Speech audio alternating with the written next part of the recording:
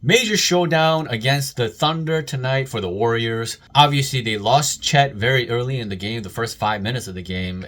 Andrew Wiggins went hard at him at the rim, and I'm not sure exactly what he hurt. I hope that he's okay and not out for a long time. But having said that, the Warriors still had a game to win. This was obviously a much better start compared to how it turned out for the Cavaliers. And, well, the last video I talked about how you shouldn't start GP2 if you're going to come out with a motion offense, and Melton seems like the ideal candidate to be a really good fit as a shooter, defender, playmaker, ball handler, this type of thing, and it did look much better. And I think this new iteration of the starting lineup needs a little bit of time to build some chemistry with each other. This is literally the first time that they ran this combination of players together this season. Obviously, they've been trying all kinds of different lineups, and in the early part of the season, all my videos have primarily focused on the importance of getting all these combinations correct. Because when you think about last season, well, the reason they were so bad defensively is because they could never properly come up with the right group of players so that the defense stays connected for all 48 minutes, or as close to it as possible.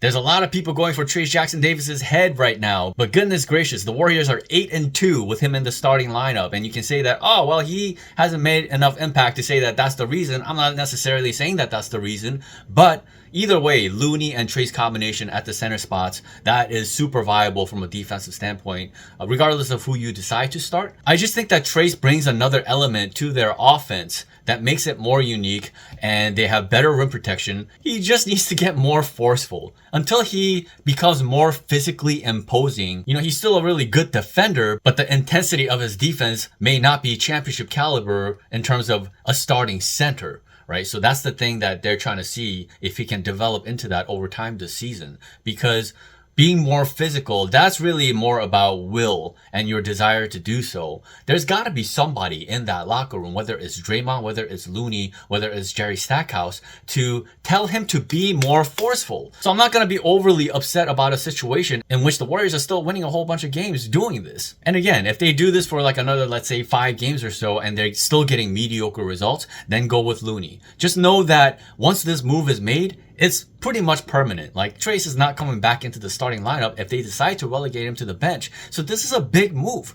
It's early. It's not killing the team. Just give him an opportunity to see how he coexists when the shooting guard next to Steph Curry is more proper. And they just got that piece in Melton, who had an incredible game. From an all-around standpoint, he had 19 points and 10 rebounds. What? The playmaking and some decision-making needed a little bit of work, but he also had 3 steals, shot 5 of 8 from the three-point line. I mean, this is exactly the kind of player they needed in that starting lineup. Somebody who is a blend of all these different players. Like GP2 is a defensive specialist. Buddy Hield is more of a 1.5 way type of player. You need somebody who utterly connects them on both ends of the floor, and I think the closest player that comes to that is Melton. And Steve Kerr said after the game that he's planning to go with the starting lineup moving forward. So regardless of any complaints you may have about the guys that are in the starting lineup, let's give it a look at the end of the day. Try to have some faith. I have said a lot of things this season, and I feel like a lot of it has come to fruition. This is a situation that the Warriors can afford to be patient with. And as they start to face some of the lesser teams of the league,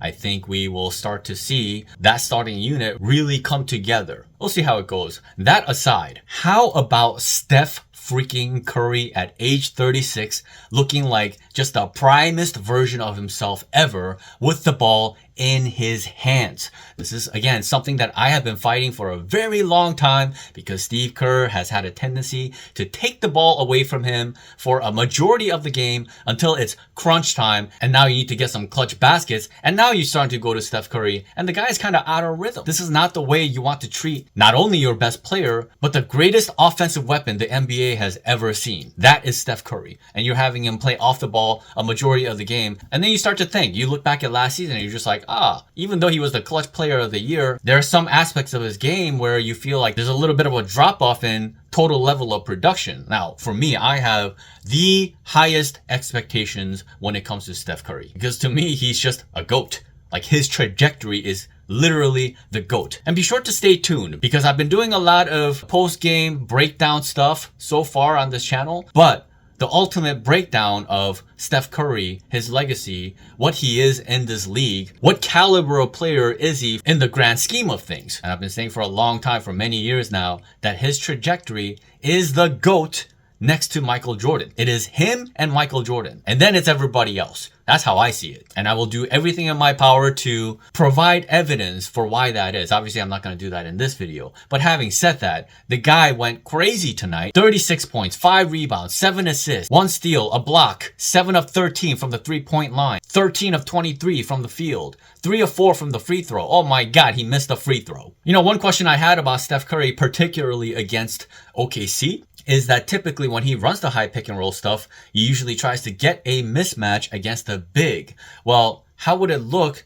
against a team like OKC where they run a bunch of elite defensive guards that are super switchable? And at that point, it's not really a huge advantage for Steph Curry, right? The huge advantage comes when you involve the big and compromise their defense, get the big out of the paint, affect their defense, and this kind of thing, right? But again, tonight, OKC without Chet was basically running 5 guards out there, and the Warriors decided to follow suit with a lineup of Steph Curry, GP2, Melton, Andrew Wiggins, and Draymond. If you know me, I don't want to see a lineup like that for a long stretch, and especially I don't want to see that lineup to close. I just think that the power forward position next to Draymond, if you put Draymond at the center spot, it is vital that you give him proper rebounding and help defense kind of guy next to him. You know, you think back to the championship year, they had Otto Porter Jr. You could reliably put him next to Draymond, and then you could put Wiggins at the 3, and that was a really powerful combination of players. But now what they're trying to do with these small iterations is you put Wiggins at the 4. Or if you decide to keep Wiggins out in the perimeter playing POA, well then the next best guy that is going to be playing a role of power forward is GP2. Again, Steve does this thing where he tries to overextend the effectiveness of his players. GP2 and Wiggins are both elite POA guys, but if you stick them at power forward, suddenly they're not going to be as good. And you got to realize about the power forward position is that there are 2 prerequisites at the very least of playing that position. 3 actually. 1, be able to guard that position, be able to guard actual power forwards who are in that position. Guys like Aaron Gordon, guys like Aldama, Jabari Smith, Julius Randle, Lauri Markkanen, Evan Mobley, etc., etc., etc. Right? So be able to hold your own against guys like that, and on top of that, be able to rebound and play help defense the way Draymond does when he's at the power forward spot, right? Those are the 3 key things that entails being able to play that position well. And Otto was able to do a lot of those things. And then obviously he stretched the floor on top of that and just had 3-level scoring ability. Wiggins and also GP2 are not that. They are not help defenders on top of guarding the best perimeter players or guarding a player that's like 20, 30 pounds heavier than them. And they're not great rebounders. They're just not. And when you put that kind of combination next to Draymond, eventually it can break down. And we saw that when they decided to go to that lineup to close against OKC. At the same time, we saw that lineup work really well in the 3rd quarter when the game wasn't necessarily on the line against an equally smaller team. But as you know, OKC made a giant comeback against the 4th quarter unit. Steph Curry, again, was just incredible, off the charts. The guy is a maestro with the ball in his hands, and he was getting to the cup whenever he wanted. He got whatever shot he wanted, and eventually OKC had to double him because they couldn't stop him.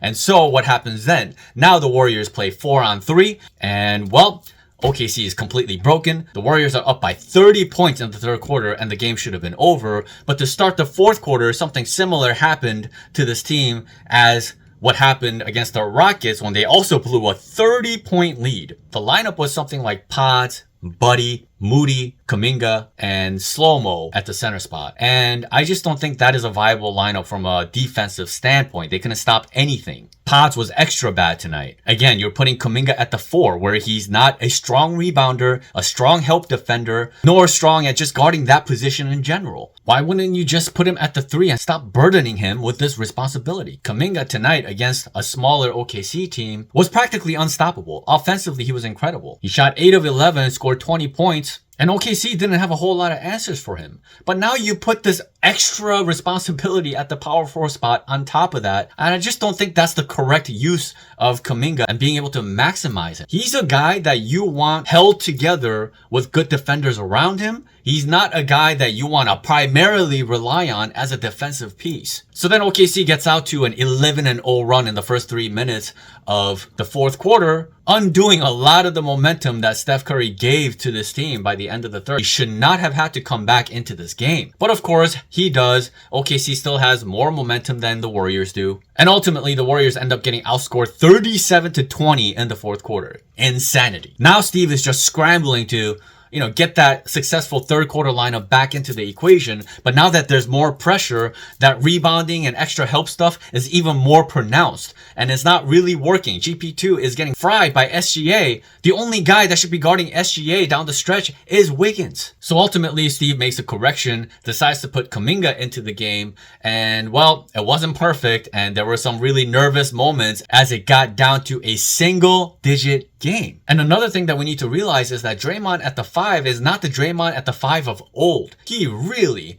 needs a reliable defender, rebounder, help defender by his side if he's going to play that center position. He absolutely needs that. If he doesn't have that, this small lineup is doomed to fail. Anyway, bottom line, Steph Curry was able to close it out, hit some ridiculously tough shots to create enough separation to put OKC away. And Kuminga, while against certain matchups, I just don't feel like he's a viable closer. In this particular game, he was good enough. And one of the most important possessions was when he was able to keep Jalen Williams in front of him long enough so that the help defense is there, and now Jalen Williams is pressured and makes a tough pass, but Melton is there to steal the ball. And when I talk about connectivity, well, that's the kind of stuff that I'm talking about. You can't get burned. Allow the guy in front of you to get past you with some relatively easy fake or off a screen or whatever it may be. You need to be tougher. You need to be able to hold your ground and just make sure that the guy is in front of you. And if that guy elects to shoot a shot over you, make sure that your hand is up, turn that into a very difficult shot. And as long as it's a good contest, that is connective defense. So it was encouraging to see Kuminga be able to do that with the game in balance. And I think on nights like this, especially against certain teams that decide to go small or something along those lines, and Kuminga can really just go off attacking the basket, he should absolutely have the opportunity to be able to close some games and see how that turns out for the team. The biggest thing is just to make sure that you stay connected defensively at all times. In closing situations, you have to be damn near perfect. And again, against most other competitions that actually have viable power forward center combinations, even if they're going smaller, most teams that go small tend to be bigger than the Warriors when you put either Wiggins, Kuminga, or GP2 at the power forward spot. So I feel like one of the things that they have figured out this season is generally going bigger to close games, and that has worked out really well for them. There will be occasional games where they do end up closing smaller like they did tonight, and especially if Steph Curry is hyper aggressive and going off the way he is, well, that still gives them an opportunity to win those games. But from a long-term standpoint and the standpoint of going into the playoffs, stay away from these crazy, tiny, small lineups where the power forward just isn't good enough. And then the guy that's at power forward happens to be a guy that is the best on your team when it comes to POA defense. Thank goodness the Warriors did not end up blowing this game. Now they're 8-2, tied with both the Thunder and the Suns for the first spot in the Western Conference. And KD's going to be missing some time for the next couple of weeks due to a calf situation. And Chet just got hurt. Again, I hope that he's okay. We don't know what's going to happen with him, but this is a major opportunity for the Warriors to make sure that they take care of their business and the standings will take care of itself. I'm really encouraged that the coaching staff decided to use Melton in the starting lineup. I'm glad they're also giving Trace an opportunity to stay in that starting lineup because, again, I think he can do some things that Looney cannot do. He just has to get a little bit nastier, right? And learn to have a little bit of a mean streak about him. At the end of the day, I wouldn't be calling for this lineup if I didn't feel like it had massive potential from a long-term standpoint. Anyway, bottom line, when Steph Curry is playing at this caliber, just the best player in the world, man. Nobody puts the fear of God into opponents' defenses the way Steph Curry does. And again, a huge shout out to Terry Stotts, because he's the guy who brought Dame Lillard up and allowed him to play the way that he has over the course of his career with the ball in his hands. And well, Dame has had a hell of a career, right? Now imagine what Steph Curry can do if also given that kind of opportunity. You know, Stotts is such an empowerment coach. You look at all the players just from top to bottom, the level of confidence that these players are playing with, and it's just beautiful. And it's just at another level that I feel like I haven't seen from this team in a long time. In terms of top to bottom, how confident everybody is in terms of playing their offensive game. Anyway, you guys know what my prediction was going into the Celtics game, that I believe that over their next 5 games, they could go 4-1 and end up with a 10-2 record. It's looking good so far. Their next game is at home against the Mavs, who are struggling. They're only 5-5. I think Klay Thompson in that starting lineup next to Kyrie Irving and Luka Doncic really limits their potential from a defensive standpoint. You went from Derek Jones Jr., one of the best POA guys in the league, to Klay Thompson post 2 surgeries. I just didn't see how that was going to work out. And I had this belief that long term, the Mavs are going to have to correct and probably bring Klay off the bench and have him play that Tim Hardaway kind of role to bolster their defense so that they can try to play an elite type of basketball. And you can't do that when you have a hole in both Klay and Luka in terms of they're nowhere near POA caliber. As of right now, Kyrie Irving is their best POA. And that just doesn't make any sense, right? Bottom line is this: Klay is coming back home. It'll be nice to see him, albeit in a different uniform. But at the end of the day, the Warriors need to take care of business and beat the Mavs convincingly and soundly. That's what I'm looking forward to. Please leave your comments on what you thought of this game, some of the things that you noticed in terms of combinations, who played well, who didn't, what combinations played well, what combinations didn't, what's viable, what's not. I would love to hear from you guys. If you enjoyed this video, you know what to do. Hit the subscribe button, the like, all that good stuff. And I promise the breakdown videos are coming real soon, so stay tuned for that. I was planning on making the Kuminga video, but after seeing Steph Curry do what he's been doing, that has taken over in terms of film breakdown importance. So that's coming to you in the coming days. Thank you so much for watching. As always, until next time.